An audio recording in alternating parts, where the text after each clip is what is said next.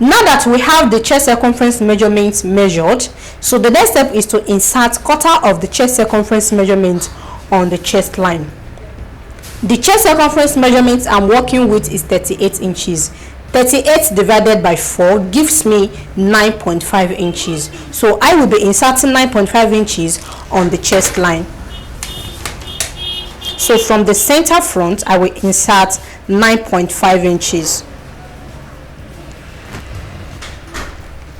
And here is the 9.5 inches point.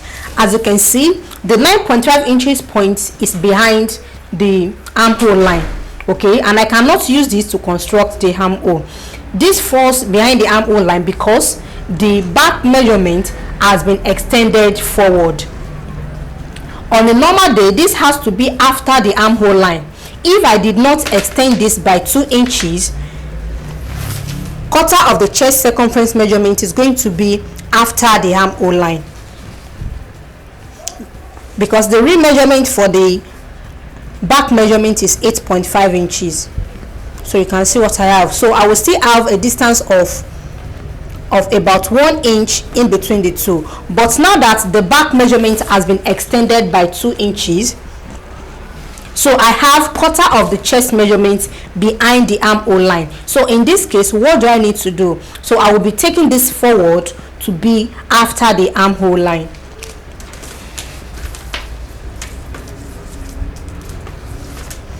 So from the quarter of the chest circumference measurement point, which is here, I will take this forward by 2.5 inches.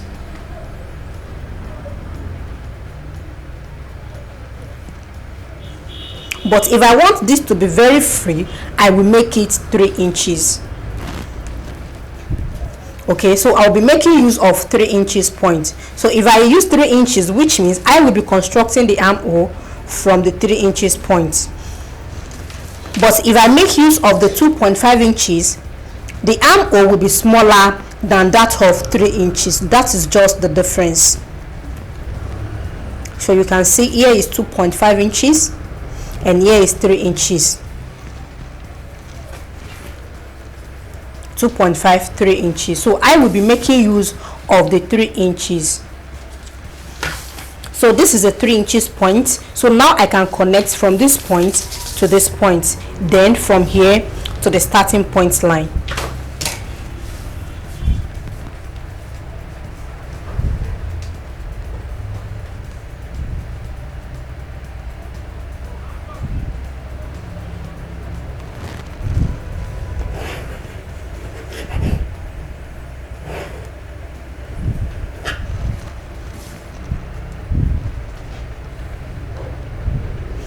So when you are connecting from the 0.75 point here to the starting point, make sure you have a smooth connection. It must not be obvious you connected this separately. So you can see what I have. So now I'm connecting from here to this point. So by the time I'm done, it will not be obvious I connected the two lines separately.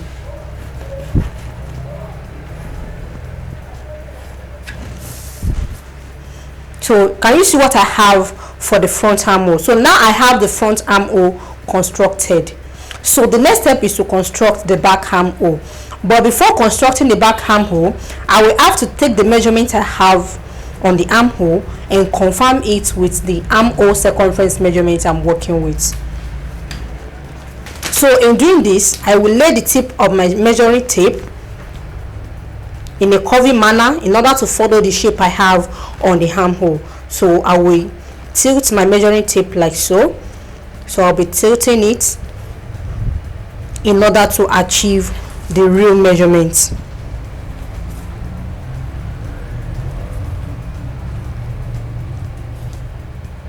So here I have 10.5 inches. So I have 10.5 inches. So it has to be up to 10.5 inches because of the extension we have here. Okay, so don't forget, when I took the armhole circumference measurement, the measurement was 17 inches, and half of 17 inches is 8.5 inches. but because this has been extended, the back measurement has been extended, so automatically the chest measurement also has to be extended. So that is why I have extra 2 inches on the armhole circumference measurement. Okay, so the extra 2 inches is going to be an ease for the armhole area. So this is intentional. So this is what will makes the garment to be free on the wearer. Now that I've constructed the front armhole, I will be constructing the back armhole at the same time. So in constructing the back armhole, all I need to do is to reduce the wideness I have here. The front armhole is usually deeper than the back armhole, so which means the back armhole will be narrower than the front armhole. So here I use 0.75, then I will reduce this to half of an inch for the back armhole. So instead of using 0.75, I will insert half of an inch on this point. I have to do it this way because the front and the back panels are to be cut together at the same time. No opening on the shoulder line. The straight line I have here is going to be on fold on my fabrics. So now that I have this marked out, then I will be connecting the half of an inch point to this point, to the chest point, and half of an inch point to the starting points. So automatically the back armhole will not be as deep as the front armhole.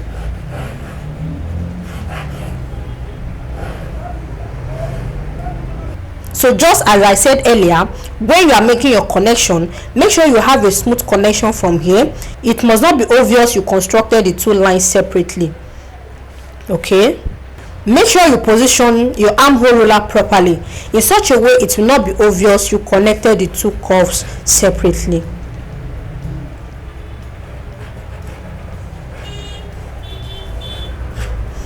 So you can see what I have here, that I have a very smooth curve, so nobody will notice this. So when I'm cutting this, I will have a perfect armhole shape. Now I have the armhole constructed for the front and the back panel. So this is for the front. The one I have at the back is for the front panel, while the one I have at the front is for the back panel. The wider one is for the front, while the other one is for the back. So now let's move to the construction of the neckline.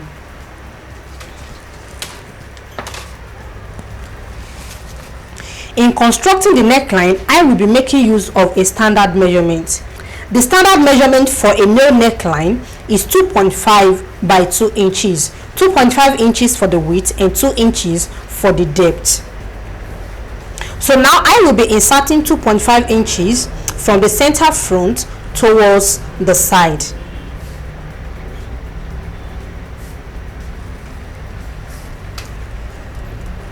So I have it there.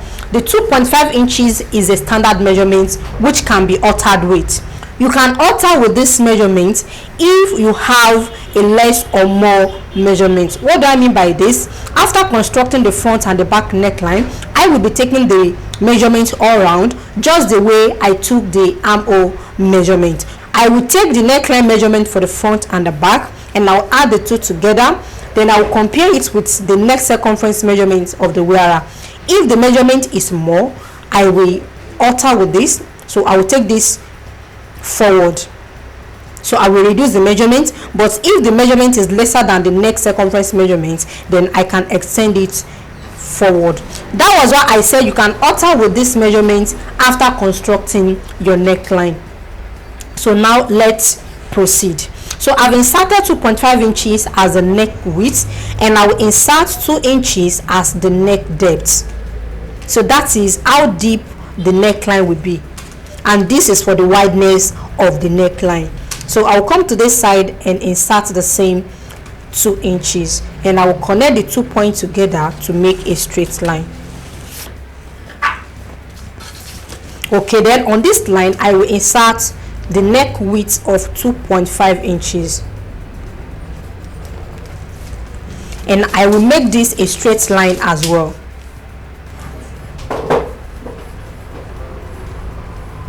You can see the shape I have here. This is like a triangular shape, and I have the same shape on my ruler.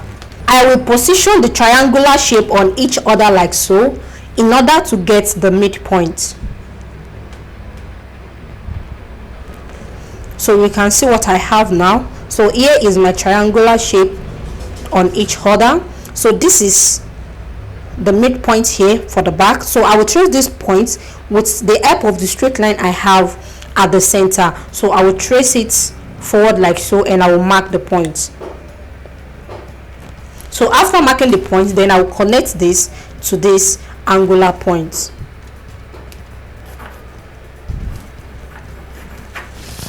Okay, then on the straight line I just drew out, I will measure 1 inch forward. So here is the 1 inch marked point here. Then I'll come to the center front and I will take this backward by half of an inch.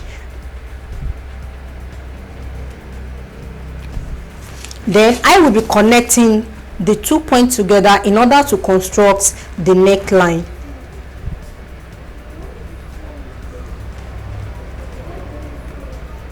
So I will be concentrating on the 2 points I have here. So I will construct the neckline when I have the 2 points connected. So this can fall on any point.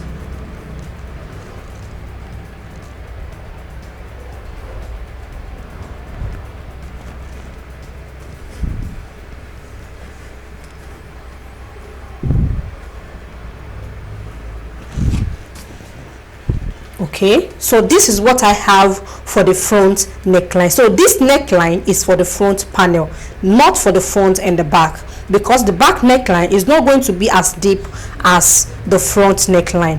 But before constructing the back neckline, let me quickly explain this. If you are making your garment for a kid, the neck width measurement you will be using will not be up to 2 inches, and the depth also will not be up to 2 inches. If you are making the garment for a child of 10 years and above, you can use 2 inches by 1.75, 2 inches for the wideness and 1.75 for the depth, which is the thickness. But if the garment is for a child below 10 years, then you can use 1.75 for the neck width, then 1.5 for the neck depth, 1.75 for the width, and 1.5 for the depth. That is if you are making this for a kid. But for adults, the 2.5 inches by 2 inches is a standard measurement, but you can alter with this after constructing your neckline if there's reason for it. So now let's move to the construction of the back neckline. In constructing the back neckline, the neck width has to be the same. So I'm maintaining the same 2.5 inches for the neck width, but I will be working on the depth. The depth for the back neckline will not be 2 inches, but it will be 1 inch. So from here I will insert my 1 inch from the starting point line. So I will make it 1 inch here, and I will make 1 inch here. So please, you don't need to get confused. Just make sure you pay a closer attention. I have to do it this way because there is no opening on the shoulder. If there will be opening on the shoulder and the front and the back panels are to be cut separately, I will not be doing it this way. So I will draft the front and the back pattern separately. So you can see what I have now. So this line is for the back, while this is for the front. Okay, then from the center front I will measure 1.5 inches forward,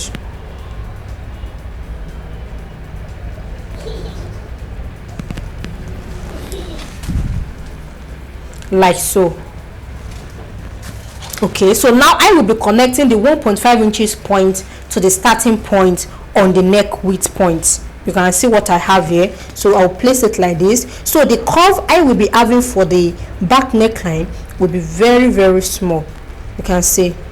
So there's no need of having much curve for the back. So you have to construct the neckline properly because a collar will be attached to the neckline area. So after after constructing your neckline, the measurement you will be having for your neckline must not be more than the neck circumference measurement, and it must not be lesser than the neck circumference measurement, so that after attaching the collar will not be too tight or too loose, and this will make it look nice on the wearer. So now I have the back neckline constructed and I have the front neckline constructed. The next step is to confirm the measurement I have for this. So I will be taking the front measurement first. I will note it.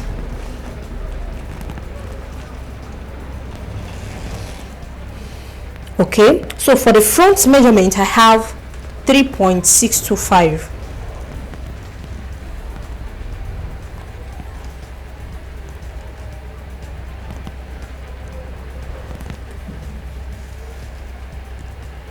I have 3.625. Then I will take the measurement I have for the back.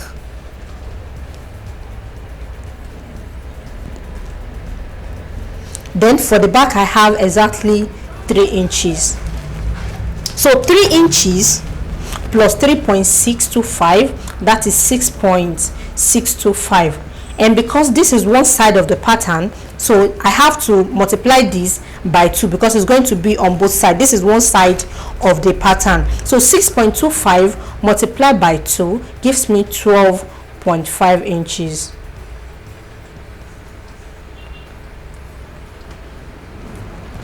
Okay, so with what I have here, this measurement is not enough for the wearer. The neck circumference measurement I took on the wearer is 15 inches, and here I have 12.5 inches. So guys, when I took the measurement I have for the front neckline is 3.625, and for the back neckline is 3 inches.